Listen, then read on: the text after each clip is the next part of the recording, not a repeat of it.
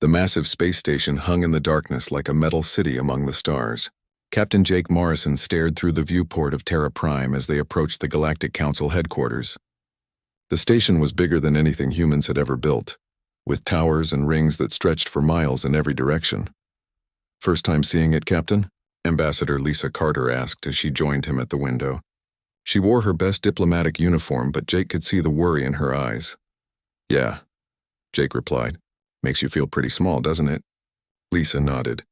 3 years ago, the aliens had found Earth during what they called a routine survey. The Zephyrian Empire had been expanding through this part of the galaxy for centuries, claiming planets and star systems. When they discovered humans, they laughed. A species that had barely reached its own moon was hardly worth their attention, but humans had surprised them. In just 50 years, they had spread to dozens of star systems and built colonies on 20 different worlds. The aliens decided this primitive species needed watching. The council station grew larger as Terra Prime moved closer. Jake had read all the reports about the 12 alien species that ruled this part of the galaxy. The Zephyrians were tall and thin with purple skin and 4 arms. The Vorthak looked like walking crystals that sang to each other in musical tones. The Nebulans were clouds of gas that somehow thought and moved like living beings. Each species was thousands of years older than humanity. They had technologies that seemed like magic.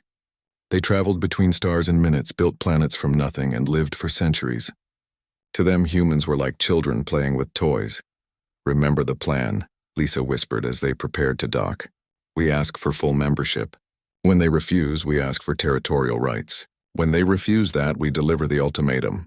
And if they don't take us seriously," Lisa smiled grimly, "then they'll learn why they should have." The docking bay was enormous. Hundreds of alien ships filled the space, from small scout vessels to massive cargo haulers. Terra Prime looked tiny among them. As Jake and Lisa walked through the corridors, they passed dozens of different alien species. Some ignored them completely. Others stared with curiosity or amusement. The council chambers were breathtaking. The room was shaped like a huge bowl with seats rising up on all sides. Each of the 12 species had their own section with special equipment for their different needs. The Nebulans floated in glass containers filled with their native atmosphere. The Vorthak sat on platforms that helped amplify their crystal songs. At the center of it all sat High Counselor Thexmar, the Zephyrian leader. He was 8 feet tall with skin like polished amethyst and eyes that glowed with inner light. His 4 arms moved in patterns that Jake knew meant he was amused. "The humans have returned," Thexmar announced, and his voice carried through the chamber without any amplification. "We are curious to hear what the young species has decided." Lisa walked to the center platform where speakers addressed the council. Jake stayed near the entrance with the other human delegates, but he watched everything carefully. "Honored counselors," Lisa began, "humanity appreciates the opportunity to speak before this assembly. We have spent 3 years learning about galactic civilization and studying the laws that govern relationships between species." Several aliens made sounds that Jake recognized as laughter. The Krillian representative, a creature that looked like a giant insect, clicked his mandibles in what passed for amusement among his people. "We request full membership in the Galactic Council," Lisa continued, ignoring the reaction. "Humanity wishes to take its place as an equal partner in galactic affairs." The laughter grew louder. Thexamar raised one of his hands for silence. "Little human," he said in a tone one might use with a child, "your species has existed in space for barely a century. The youngest member of this council has traveled the stars for over 5,000 years. You have 20 colony worlds. The Zephyrian Empire alone controls more than 8,000 systems." "Age does not determine worth," Lisa replied calmly. "Humanity may be young, but we have proven our ability to adapt and grow. We have established peaceful relations with every species we have encountered." "Because you were too weak to do otherwise," said the Dulgrian representative, a slug-like creature, whose translator made her voice sound like grinding metal. "Your ships carry weapons that would barely scratch our patrol boats. Your largest cities could fit inside our storage facilities." Lisa waited for the chamber to quiet down again. "If full membership is not possible at this time, then we request territorial sovereignty over human-controlled space. We wish to govern ourselves according to our own laws and customs." This time the laughter was even louder. Several aliens stood up to get a better look at the human who had made such a ridiculous request. Thexmar's eyes brightened. which Jake knew meant he was enjoying himself. Young species, you amuse us greatly. Do you not understand your position? You exist because we allow it. Your colonies continue to function because we do not consider them worth taking.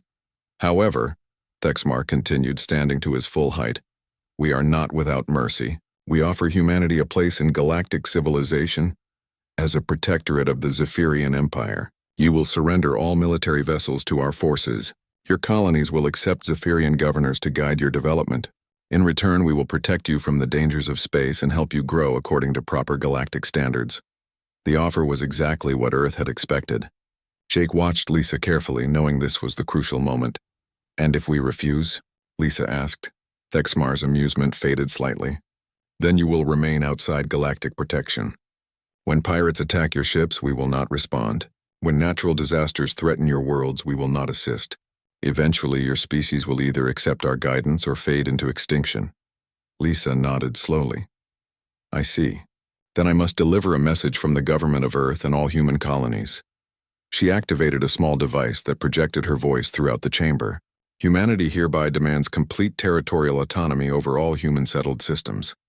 We will accept nothing less than full sovereign rights. If the Galactic Council cannot accept these terms, then humanity formally withdraws from all treaties and agreements with Council species. The silence that followed was complete. Jake could hear his own heartbeat in the quiet. Then the laughter started again, but this time it was different. Harder. Less amused. Demands? Thexmar asked, his voice carrying a dangerous edge. Primitive species do not make demands of their betters. Nevertheless, Lisa said calmly, those are our terms. The Council has 7 days to respond. Good day, counselors. She walked out of the chamber with her head held high. Jake and the other humans followed. Behind them, the alien voices rose in what sounded like mockery mixed with anger. As they walked back to Terra Prime, Jake whispered, Think they bought it? Lisa smiled. Hook, line, and sinker. They think we're bluffing. They have no idea what's coming. President Nathan Brooks sat at the head of the long table in the White House Situation Room. The most powerful people in human space surrounded him, their faces grim in the blue light of the wall displays. Outside, Earth looked peaceful and normal, but everyone in the room knew that was about to change. Report, the president said simply. Admiral Kate Sullivan stood up first. She was a tall woman with gray hair and sharp eyes that had seen 3 decades of space combat. Project Lazarus is ready for activation, sir. All assets are in position and waiting for your order. The president nodded. Dr. Rodriguez, give me the science one more time. Simple words.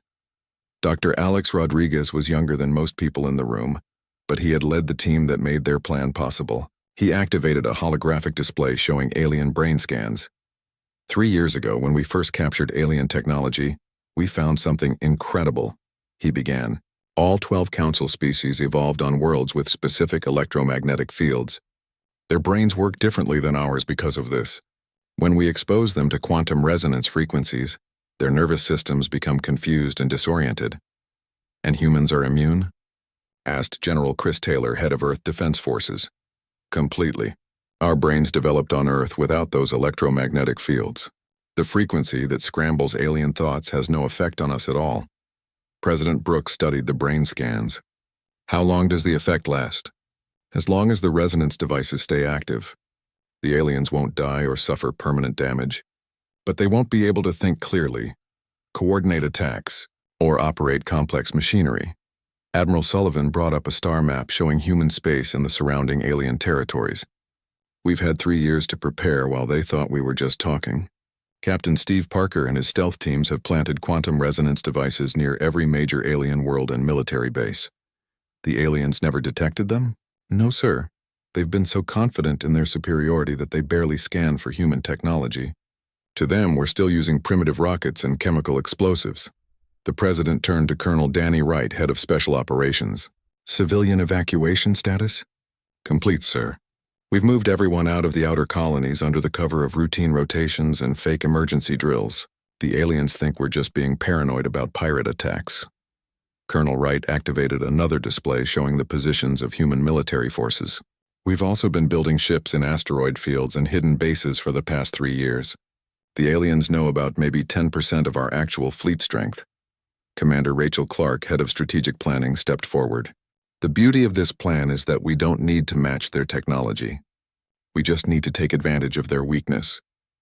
Once the resonance devices activate, their advanced ships become expensive pieces of junk floating in space. President Brooks walked to the window and looked up at the stars. Somewhere out there, Ambassador Carter was playing her part, making the aliens think humanity was desperate and weak. "Tell me about the risks," he said without turning around. "If we're wrong about the frequency effects, we lose everything," Admiral Sullivan said honestly. "If the aliens figure out what we're doing before we activate the devices, we lose everything. If even one alien species is immune to the resonance, this could turn into a war we can't win. But if we do nothing, then we become slaves in our own space. The aliens will strip our colonies, take our resources, and turn Earth into a zoo for their amusement." The president returned to his seat. "Dr. Rodriguez, you're absolutely certain about the frequency effects?" "We've tested it on alien prisoners and volunteers from species that have already joined us. The effect is consistent across all known alien biology. Their brains simply can't function normally when exposed to quantum resonance at the specific frequency we've identified." "What about their artificial intelligences? Their computer systems?" "That's the beautiful part, sir. Their AIs are modeled on organic alien brains. They'll be just as confused as their creators." General Taylor brought up tactical displays showing alien fleet positions. "Intelligence reports indicate they're preparing a demonstration of force. Probably a small battle group to destroy some of our freight ships and scare us into submission." "Let them come," President Brooks said. "The more confident they are, the better this works." Captain Ben Miller appeared on the main screen via secure connection from his ship, the Defiance. "Mr. President, the hidden fleet is ready. We have ships positioned throughout alien space, all equipped with the new stealth technology and quantum-resistant electronics." "How many ships are we talking about?" Admiral Sullivan smiled. "Officially, humanity has about 200 military vessels. Actually, we have over 3,000, including 500 capital ships that the aliens have never seen." The room fell silent as the numbers sank in. For 3 years, while the aliens had been laughing at human weakness, humanity had been building the largest fleet in galactic history. "There's something else," Dr. Rodriguez said quietly. "When we reverse-engineered alien technology, we didn't just copy it. We improved it.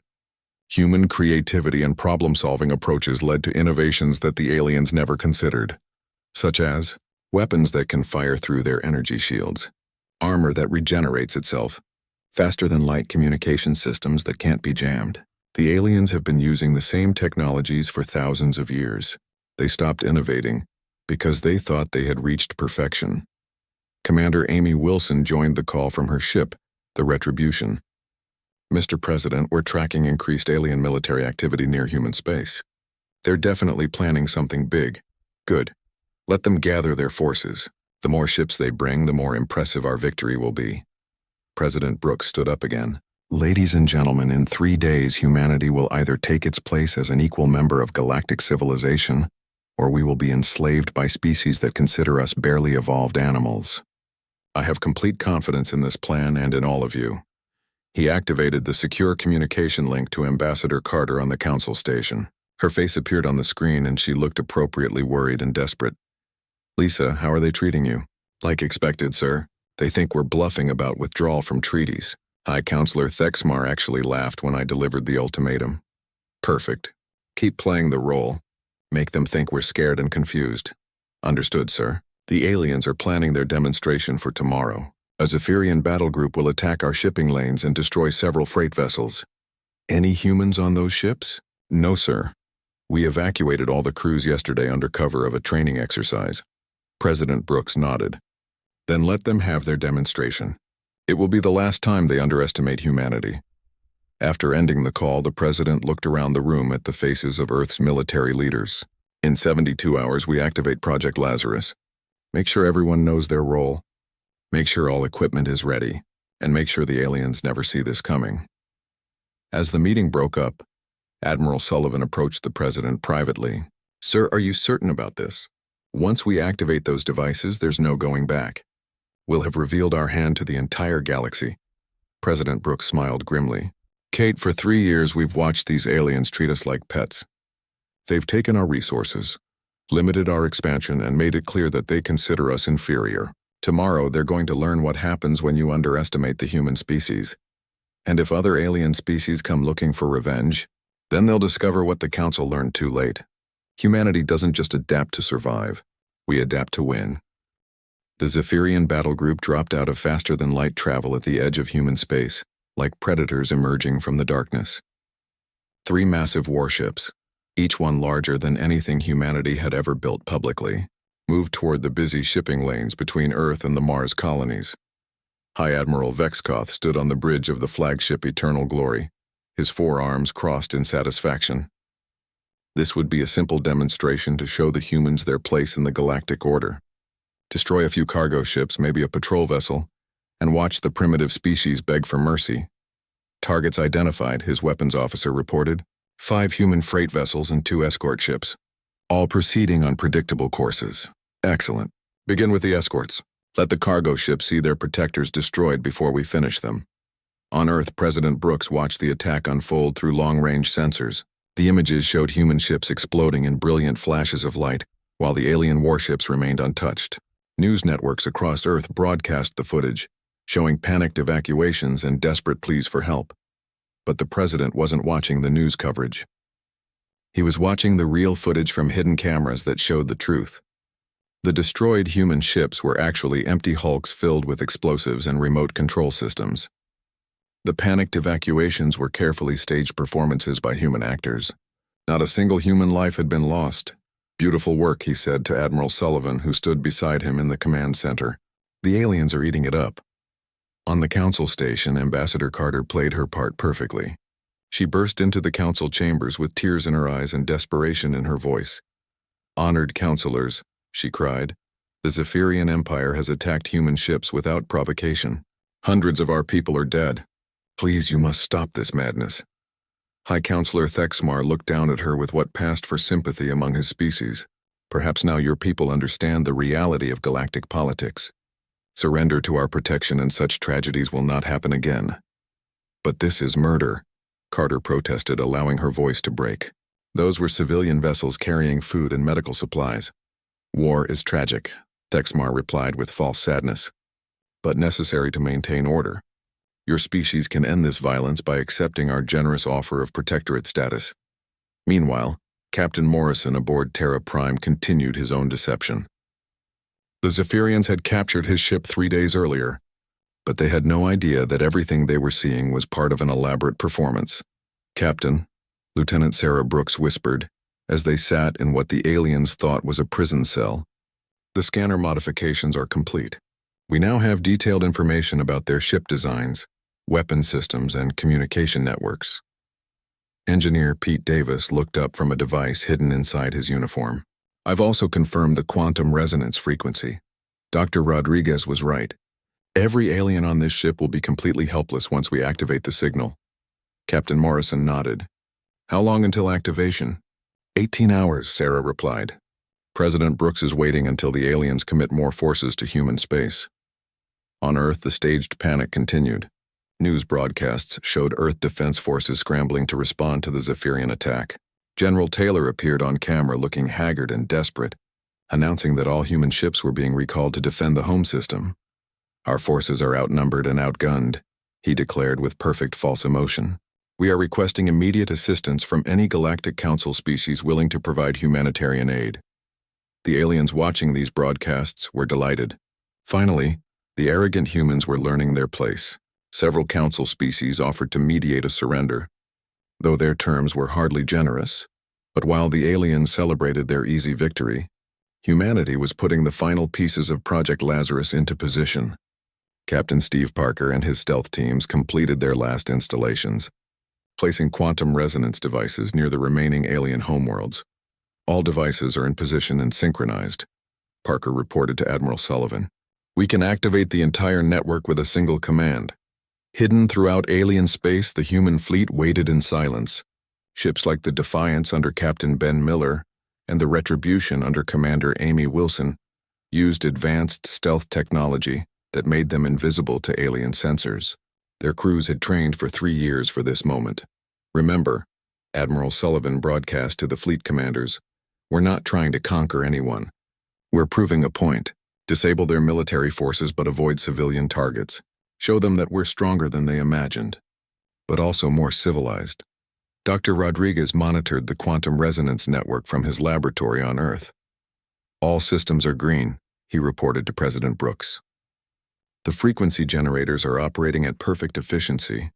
When we activate this thing, every alien within 50 light-years of their homeworlds will be unable to think straight. The president studied the tactical displays showing alien fleet movements. The Zephyrians were bringing in more ships, confident that a few additional warships would be enough to crush any human resistance. Other Council species were positioning their forces to maintain order in human space after the expected surrender. "They're taking the bait," General Taylor observed. Intelligence reports show that 60% of all Council military forces are now concentrated near human territory. "Perfect," President Brooks replied. "The more ships they bring, the more impressive our victory will be." On the Council station, the alien leaders were already planning how to divide human territory among themselves. The Zephyrians would take Earth and the core colonies.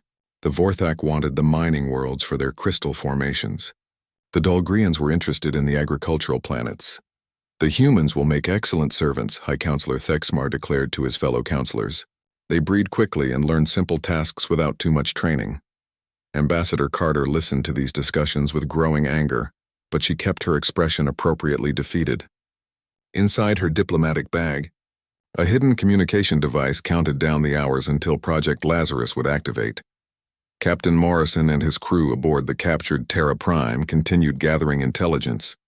They had mapped the entire Zephyrian command structure and identified the locations of all major military installations. "The aliens are so confident that they're not even encrypting their communications anymore," Pete Davis reported. "They think we're too primitive to understand their technology." "Let them think that for 16 more hours," Morrison replied. "Then we'll show them what human ingenuity can accomplish." In the outer colonies, the fake evacuations continued. Human actors played terrified colonists fleeing their homes while hidden cameras recorded everything for alien intelligence services. The aliens saw exactly what they expected to see: a weak species crumbling under pressure. But in the asteroid fields and hidden bases, the real human fleet powered up their weapons and prepared for battle.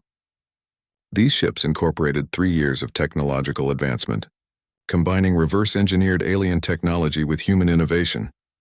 "Weapon systems are charged and ready," reported Commander Wilson from the Retribution. "Our new plasma cannons can punch through any known alien shielding." "Stealth systems are holding perfectly," added Captain Miller from the Defiance. "The aliens still have no idea we're here." As the countdown continued, President Brooks felt the weight of history on his shoulders. In less than a day, humanity would either emerge as a major galactic power or face complete destruction. But he had confidence in his people and their plan. "Admiral," he said to Sullivan, "give the order to all fleet commanders. In 14 hours, we stop pretending to be weak. In 14 hours, we show the galaxy what humans are really capable of." The message went out through quantum communication channels that the aliens couldn't detect or intercept. Across human space and hidden throughout alien territory, thousands of human military personnel received the same simple message: "Operation begins in 14 hours. Remember, we're not just fighting for Earth. We're fighting for the right of humanity to stand as equals among the stars. Make every shot count. Make them remember this day forever."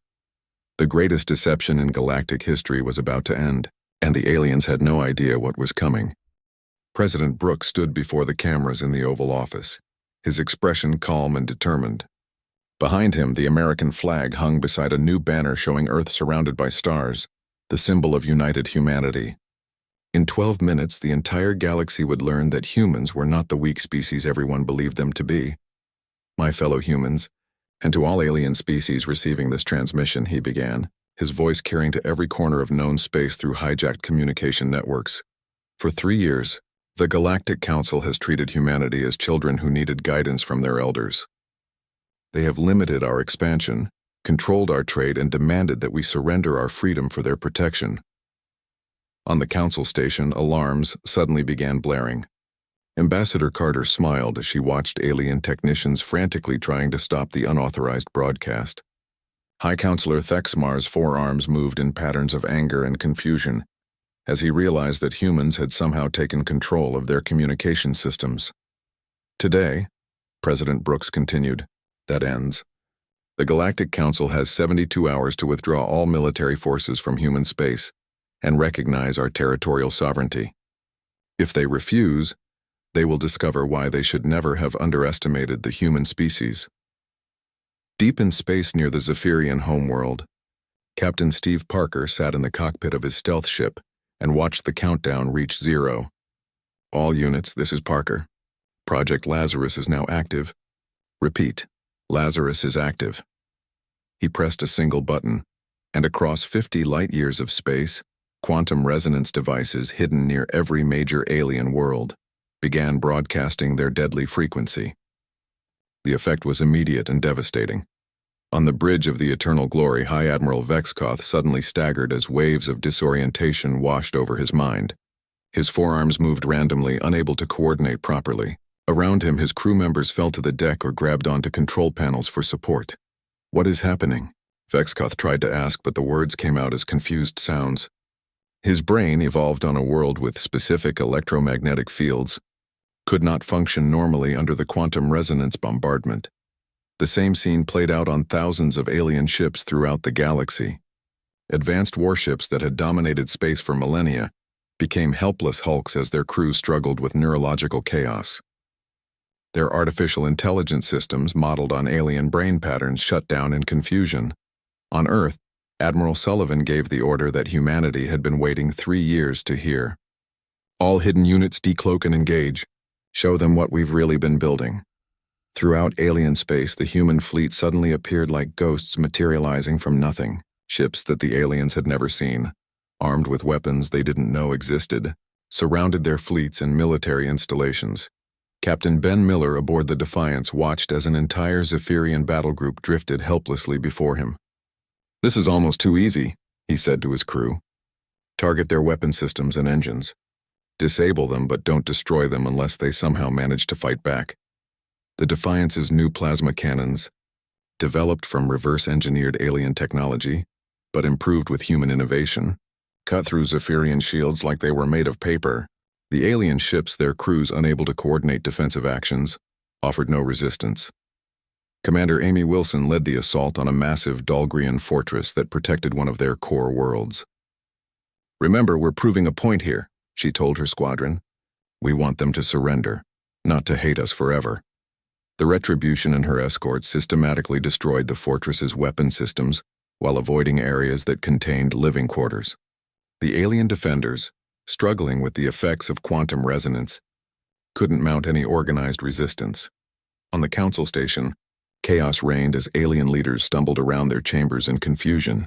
Only Ambassador Carter and Captain Morrison's crew remained unaffected, their human brains immune to the frequency that was scrambling alien thoughts.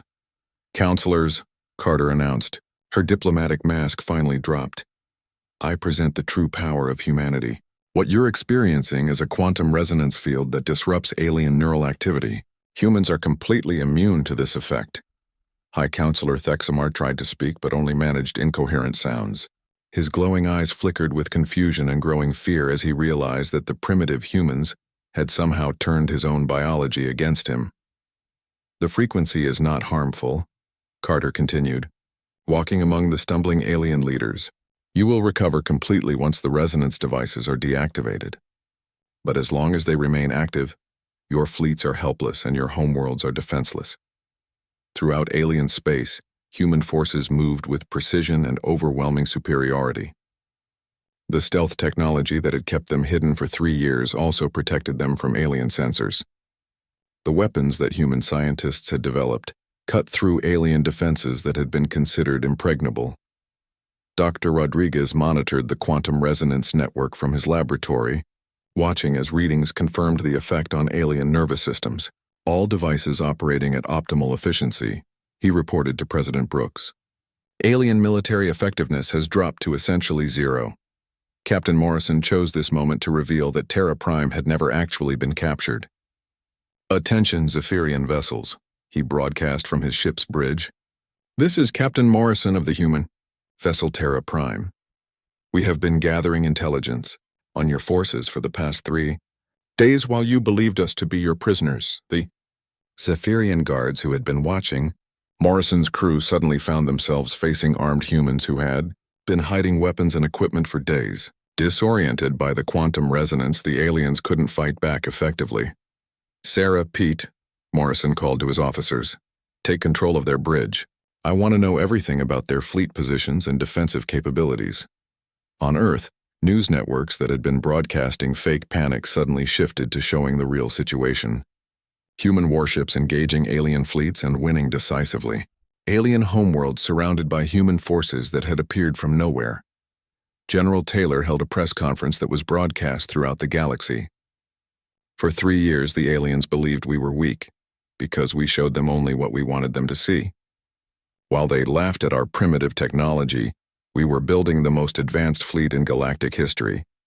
The images spoke for themselves. Human ships using stealth technology that made them invisible until they chose to attack. Weapons that could penetrate any alien defense. Coordination and tactics that left ancient military forces looking confused and outdated.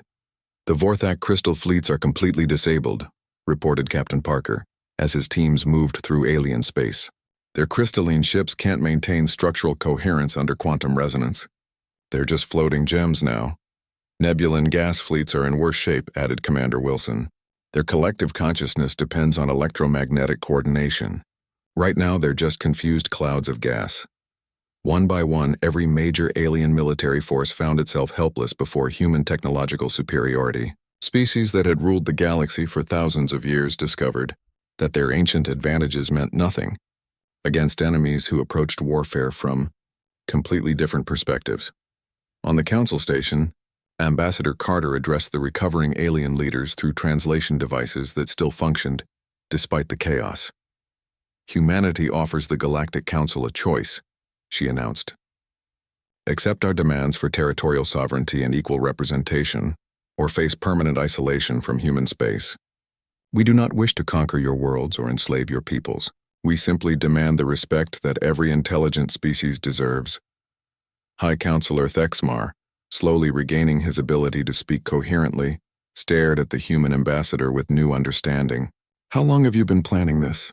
"Since the day your species first told us we were too primitive to govern ourselves," Carter replied. 3 years of preparation. 3 years of letting you believe we were weak while we became stronger than you ever imagined." President Brooks concluded his broadcast with words that would be remembered throughout galactic history. "To our alien neighbors, we extend the hand of friendship and cooperation. But we will never again accept being treated as inferiors.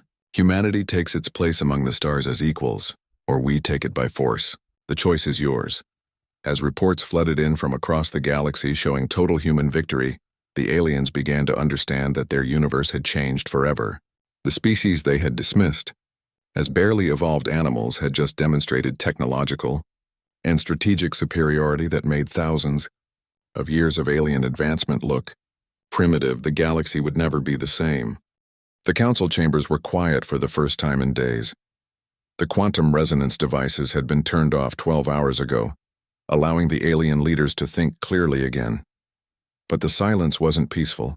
It was the silence of beings who had just discovered that everything they believed about the universe was wrong. High Counselor Thexmar sat in his chair, all 4 arms resting on the armrests as he stared at the human delegation. Ambassador Carter stood in the center of the chamber, no longer playing the role of a desperate diplomat begging for mercy. Captain Morrison flanked her right side, his uniform clean and pressed, showing no signs of being a prisoner. "Before we begin formal negotiations," Carter said, her voice carrying easily through the chamber, "I want to make something clear. Humanity does not want to rule the galaxy. We don't want to destroy your civilizations or take your worlds. We simply want what every intelligent species deserves, the right to determine our own future." The Dahlgren representative, her slug-like form still trembling slightly from the after-effects of neural disruption, spoke first. "How is this possible? Our scouts surveyed human space extensively. Your largest ships were destroyers. Your weapons were chemical explosives and primitive lasers." Captain Morrison smiled. "You saw exactly what we wanted you to see. While your scouts were cataloging our primitive patrol boats, we were building our real fleet in asteroid fields and hidden bases. You never thought to look because you assumed we were too stupid to hide anything from you." Dr. Rodriguez appeared on the main display screen, broadcasting from his laboratory on Earth. Honored counselors, you asked how this was possible. The answer is simple. You stopped innovating thousands of years ago because you believed you had reached technological perfection. Humans have been in space for less than a century, but we approach problems differently than you do. The holographic display showed comparison charts between alien and human technology. Your weapons are powerful but predictable. We developed weapons that work on entirely different principles. Your shields protect against energy and kinetic weapons that follow established physics. Our weapons use quantum tunneling effects that bypass shields entirely. High Counselor Thexmar finally found his voice. The neural disruption field. How long have you known about our vulnerability? We discovered it during our first analysis of captured alien technology 3 years ago, Dr. Rodriguez replied. Every species in the Council evolved on worlds with specific electromagnetic field patterns. Your brains developed to work within those parameters. Earth's electromagnetic field is different, so human brains don't share that vulnerability. President Brooks joined the call from the White House, his image appearing beside Dr. Rodriguez. Counselors, let me be clear about humanity's intentions. We placed quantum resonance devices throughout your territories, but we did not use them to harm civilians. We disabled your military forces without destroying them. We could have devastated your homeworlds, but we chose restraint. The Krillian representative clicked his mandibles nervously. What do you want from us? Recognition of human territorial sovereignty over all systems we currently occupy, Carter replied, activating a star map that showed human space, formal membership in the Galactic Council with equal voting rights, and the establishment of mutual defense treaties based on respect rather than dominance. And if we refuse? Asked the Vorthak representative, her crystal form chiming with notes of concern. Admiral Sullivan's image joined the call from her flagship. Then humanity withdraws completely from galactic civilization. We'll remove all quantum resonance devices and return to our own space, but we'll also establish a 50-light-year exclusion zone around human territory. Any alien ship that enters that zone will be considered an act of war. The threat was clear. Humanity had proven they could defeat any alien military force. Isolation would mean the aliens could never again threaten human worlds, but it would also mean losing access to human innovation and trade. There's another option, President Brooks continued. Full cooperation. Human scientists working with alien researchers to advance everyone's technology. Human military forces helping to maintain galactic peace. Human colonies serving as neutral ground for diplomatic meetings between species that have been enemies for centuries. Captain Ben Miller's voice came through from the Defiance, still positioned near the Zephyrian homeworld. Mr. President, we're receiving surrender requests from alien fleets throughout this sector. They want to know if they can stand down without being fired upon. Tell them yes, President Brooks replied. All alien forces that surrender will be treated with respect and allowed to return home safely. We're not conquerors.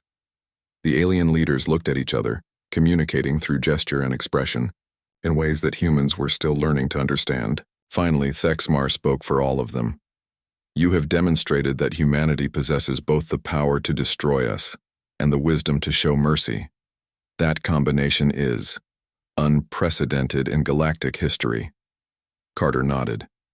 Every species on the Council achieved their position through conquest or inheritance. Humanity earned ours through innovation and determination. We don't want to repeat the mistakes that previous dominant species made. Over the next 6 hours, the new Galactic Accord was negotiated and signed. Humanity would become the 13th member of what would now be called the Galactic Alliance.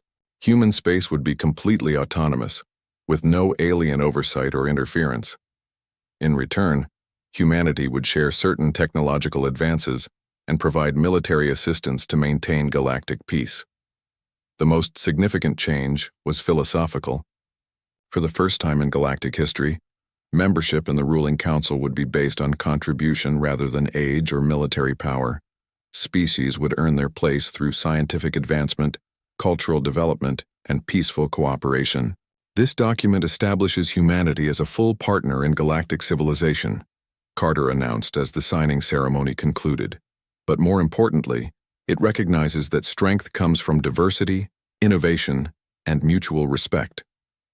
Months later, Admiral Sullivan stood on the bridge of the Alliance flagship Unity, watching as human and alien officers worked side by side. Sub-Commander Vextal, a Zephyrian who had once served under the admiral who attacked human shipping, now served as her tactical officer. "Admiral," Vextal reported, his forearms moving in patterns that human linguists had learned meant professional. "Respect. The Joint Patrol Fleet is ready for departure." Human stealth technology combined with Vorthak harmonic sensors has created the most effective anti-pirate force in galactic history. The transformation hadn't been easy. Many aliens struggled to accept that their inferior neighbors had suddenly become their equals.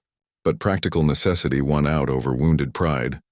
Human innovations in medicine, agriculture, and manufacturing offered benefits that no species could ignore. Dr. Rodriguez worked with alien scientists in laboratories throughout the galaxy, developing technologies that neither species could have created alone. Human creativity combined with alien knowledge produced advances that seemed like magic, even to the people creating them.